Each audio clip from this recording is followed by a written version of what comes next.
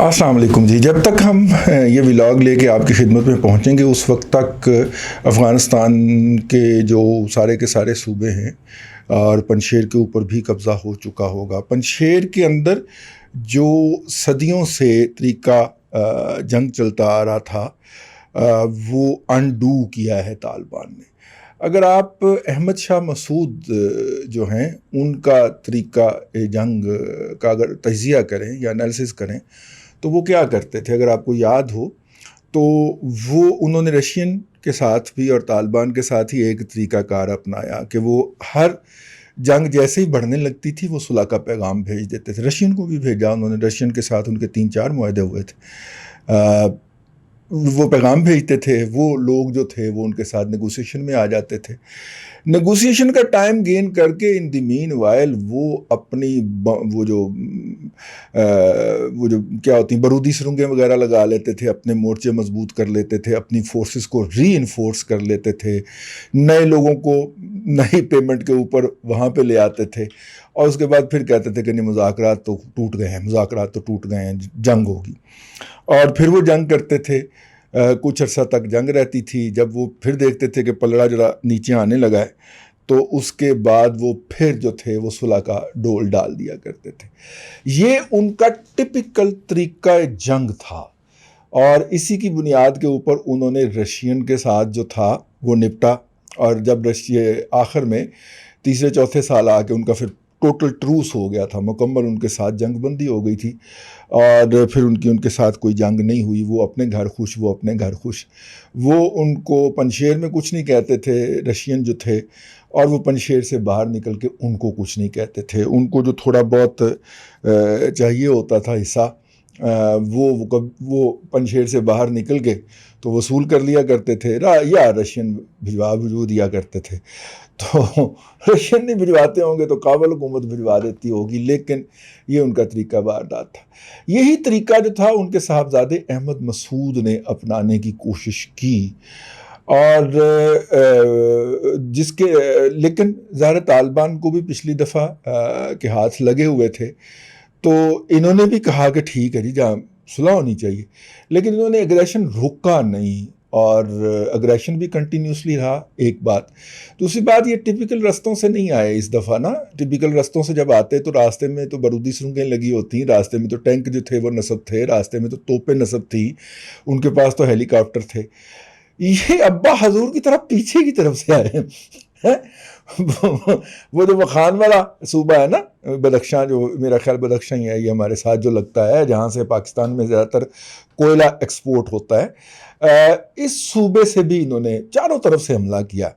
और जो ज़िले ख्याल किया जा रहा था कि जिनमें मज़ाहमत होगी और जो सबसे पहले तालिबान को कन्फ्रंट करेंगे वो ज़िले सबसे आखिर में कन्फ्रंट हुए। तो बहरहाल अभी वहाँ पे क्लिनजिंग जारी है। हो सकता है इस व्लॉग के पहुँचने तक आप तक वो तालिबान ऑफिशियली ख़बर पहुँचा देंगे, वो हमने कैप्चर कर लिया। अगरचे उन्होंने वहाँ का जो हेड ऑफिस है और जिस तरह दोस्तम के मकान के ऊपर कब्ज़ा करके और वहाँ पे उन्होंने वीडियो बना के जारी की थी, इस तरह अहमद मसूद के घर के ऊपर भी कब्ज़ा करके उन्होंने वीडियो जारी कर दिया, वहाँ पे अपना परचम लहरा दिया और ये दिखा दिया कि जनाब मसूफ जो हैं वो पहाड़ों की तरफ चले गए हैं। ये कह दिया गया पहाड़ों की तरफ चले गए हैं, या बाज़ इतलात हैं कि ताजिकिस्तान की तरफ चले गए हैं, लेकिन बहरहाल चले गए हैं। और अमरुल्लाह साले साहब जो हैं वो उनका ट्विटर हैंडल भी खामोश है गुज़िश्ता कम से कम 24 घंटे से। और वो जो उनके, मुझे अच्छा नहीं लग रहा ये अनाउंस करते हुए या ये बात करते हुए कि उनके बहुत सारे जो लॉयल थे और ख़ास तौर पे वो दश्ती साहब जो थे, फ़हीम दश्ती साहब, वो सारे लोग इसमें मारे गए। नहीं मारा जाना चाहिए था। ज़िद थी उसके अंदर, आप उसे अपनी एक एथनिक ईगो भी कह सकते हैं, एक जो कबायली वो भी कह सकते हैं, लेकिन उनके रवैयों को हम नॉर्मल अर्बन दुनिया के रवैयों के साथ नहीं मैच कर सकते। वो एक Orthodox deeply religious tribal society है। एक रिलीजियस हो, ऊपर उसमें ट्राइबल का रंग लग जाए और ट्राइब्स भी वो جو کہ ابتدائے آفرینش کے دور کے اندر رہ رہے ہوں، تو ان کے رویوں کو اپنے رویوں کے اوپر انالائز کرنا، اسیس کرنا، یہ ذرا زیادتی والی بات ہے۔ ان کے رویے جو ہیں ان کو ان کے پیرامیٹرز کے اوپر کیا جانا چاہیے، اگرچہ اس بات کی خواہش ہونی چاہیے اور کوشش ہونی چاہیے کہ ان کے رویے بھی ڈیولپڈ ہیومن بینگز جو ہیں، اچھی انسانی حقوق یا انسانی روایات کے اوپر آنے چاہیے۔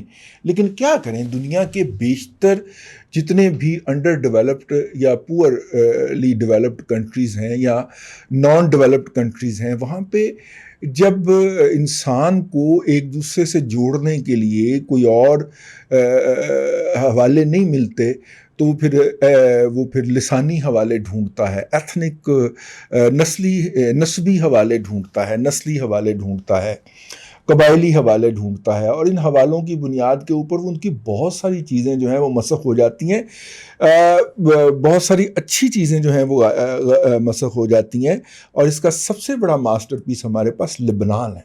کبھی لبنان کی اسٹڈی کر کے دیکھیے تو مطلب اگر ان کے اندر مطلب لسانی تعصبات، قبائلی تعصبات، علاقائی تعصبات، نسلی تعصبات، اور پھر اس کے اوپر مذہبی تعصبات، ان کے ساتھ، اور اس میں کوئی اسلام کو خدارہ نہ ریسٹرکٹ کیجیے گا، اس میں کرسچینٹی بھی آ جاتی ہے، اس میں جوڈائزم بھی آ جاتا ہے، اس میں جیوز بھی آ جاتے ہیں، یہ سارے اگر اتنی بڑی ورائٹی ہو ایک سوسائٹی کے اندر، اتنے ملٹی جسے کہنا چاہیے کثیر الجہتی گروپ موجود ہوں، اور ان گروپوں کے اوپر کوئی ایکسٹرنل فورس آ جائے، جس طرح لبنان میں امریکہ آیا تھا، تو پھر ایسے ہی بیڑے غرق ہوتے ہیں کہ نسلیں اڑ جاتی ہیں۔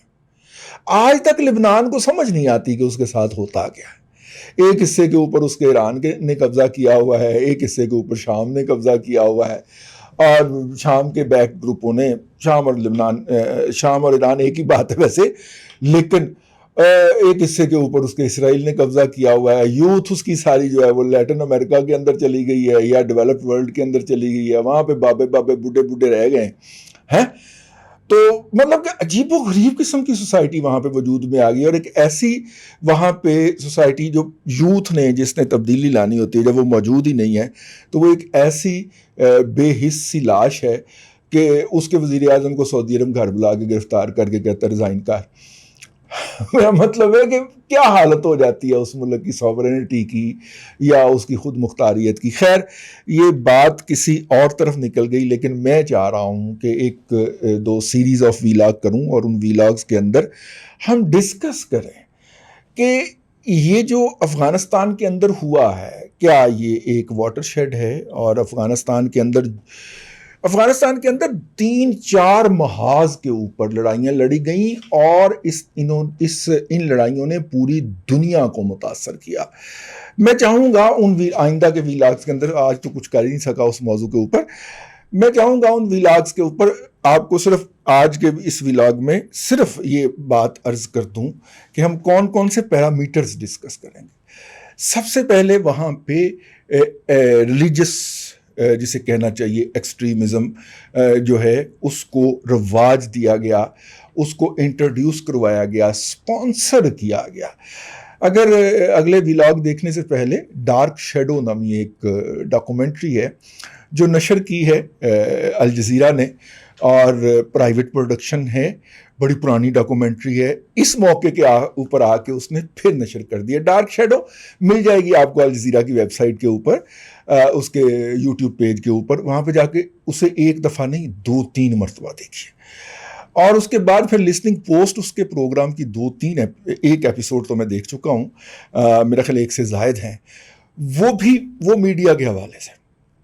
ان دونوں کو بھی آپ نے جو ہے وہ دیکھنا ہے، تو آپ کو ہمارے اگلے ویلاگ سمجھ آئیں گے، اور پھر ہم وہاں سے لے کے چلیں گے کہ کیا یہ چیزیں ریورس ہونے جا رہی ہیں، اور ریورس ہوں گی تو کس کس کو تکلیف ہوگی، کس کس کو مشکلات پیش آئیں گی۔ سب سے زیادہ چیخیں اس وقت نئی دلی سے برآمد ہو رہی، اور وجہ کیا ہے؟ یہ 2006-7 کے اندر ہمارا کیریئر اپنے عروج کے اوپر تھا، تو اس وقت ہمیں یہ نظر آیا کہ ایک دم کابل سے عالمی میڈیا نے ہجرت فرمانا شروع کر دی ہے. انٹرنیشنل میڈیا جو ہے وہ مائگریٹ کرنا شروع ہو گیا کابل سے. اب ظاہر ہے کہ اگر کابل میں وہ اپنا بیورو بند کرتا ہے تو اس کا نیچرل نیکسٹ سٹاپ جو ہونا چاہیے وہ اسلام آباد ہونا چاہیے تھا.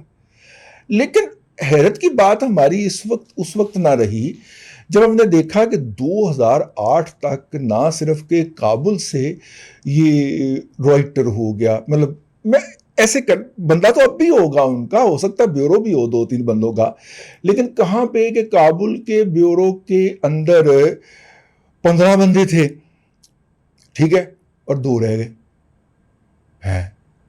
یہ کیا ہوا؟ اچھا وہ جو تھے اے پی کا بیورو جو تھا وہ 8 لوگوں پہ مشتمل تھا اور انہوں نے کہا یہ ایک ہی بندہ رکھنا ہے. اور یہ جب انہوں نے بیوروز اپنے ختم کیے اور ختم کرنے کے بعد یہ سارا کا سارا سٹاف, لوکل سٹاف جو تھا وہ تو انہوں نے فارغ کر دیا, لیکن گورا سٹاف جو تھا اسے پلیس کہاں کیا؟ نئی دلی کے اندر. اس کا مطلب تھا کہ اس خطے کے لیے آئندہ کا جو بیانیہ تشکیل پائے گا وہ نئی دلی میں تشکیل پائے گا, ٹھیک ہے, وہاں پہ بیٹھ کے کرافٹ کیا جائے گا. پھر ہم نے دیکھا کہ پاکستان کے اوپر بھی بہت ساری ایسی آئیں چیزیں, پھر ہم جیسے لوگوں کو یہ کہنا پڑا کہ پاکستان کی 5ویں پشت کی دوغلی ابلاغی جنگ کے جو چمڑا جات ہیں وہ بیسیکلی ایجنٹ ہیں نئی دلی کے اندر بیٹھے ہوئے جو بیانیہ ساز ہیں ان کے, ٹھیک ہے.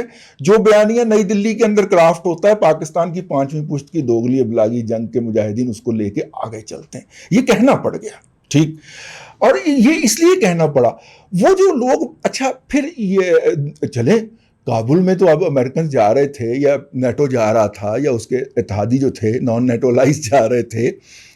اسلام آباد میں کیا ہوا؟ اسلام آباد میں بھی جو انٹرنیشنل میڈیا تھا اس کی پریزنس سکویز کی گئی. پہلے یہاں پہ بہت سارے ایسے انٹرنیشنل جسے کہنا چاہیے کہ میڈیا ہاؤسز تھے جن کے بیورو چیف جو تھے وہ گورا جات ہوتے تھے یا گوریاں ہوتی تھی. ایک دم پتا چلا کہ نہیں, وہ گورے جو ہیں وہ بڑے مہنگے پڑتے ہیں ادارے کو. اس گورے کو نئی دلی شفٹ کر دیا گیا ہے یا سنگاپور شفٹ کر دیا گیا ہے, اور یہاں پہ ایک مڈل بلکہ لوور مڈل لیول کا ایک اس کی جگہ پہ ایک پاکستانی کو اپوائنٹ کر دیا گیا ہے. ویسے بھی پاؤنڈ کو جب ٹرانسلیٹ کریں روپے کے اندر تو 1 پاؤنڈ کے 250 روپے آتے ہیں. تو اسے کہا کہ پہلے تنخواہ ملا کرتی تھی پاؤنڈوں کے اندر یا ڈالرز کے اندر یا یوروز کے اندر, اور اس کے بعد انہیں کہا گیا کہ نہیں آپ کو پاک روپی کے اندر تنخواہ ملے گی. اور اس کا یہ بھی مطلب نہیں ہوگا کہ جیسے ہی پاک روپی کی ڈیویلیوشن ہوگی تو آپ کی تنخواہ میں اضافہ ہوگا, آپ کی تنخواہ اتنی ہی رہے گی. اب اور پھر ڈراسٹیکلی کٹ ڈاؤن کیا گیا سٹافز کو, لوکل سیلری پہ لایا گیا اور لوکل سیلری میں بھی کٹ ڈاؤن کیا گیا. یہ کیا وجہ تھی اور یہ کیوں کیا گیا اور اس کے نتیجے کے اندر کیا ہوا؟ اگلے 2 یا 3 ویلاگ کے اندر ہم اس بات کو کور کرنے کی کوشش کریں گے. اور اس دوران آپ نے وہ 2 ڈاکومنٹریز الجزیرہ کی, ایک جو ہے وہ ڈارک شیڈو اور دوسرا لسننگ پوسٹ, یہ دونوں دیکھنے آپ کو مزہ آئے گا انشاءاللہ اس ڈسکشن کے اندر. اور کچھ بہت سارے کنسیپٹس آپ میرے کلیئر کیجئے گا, میں آپ کے کلیئر کروں گا.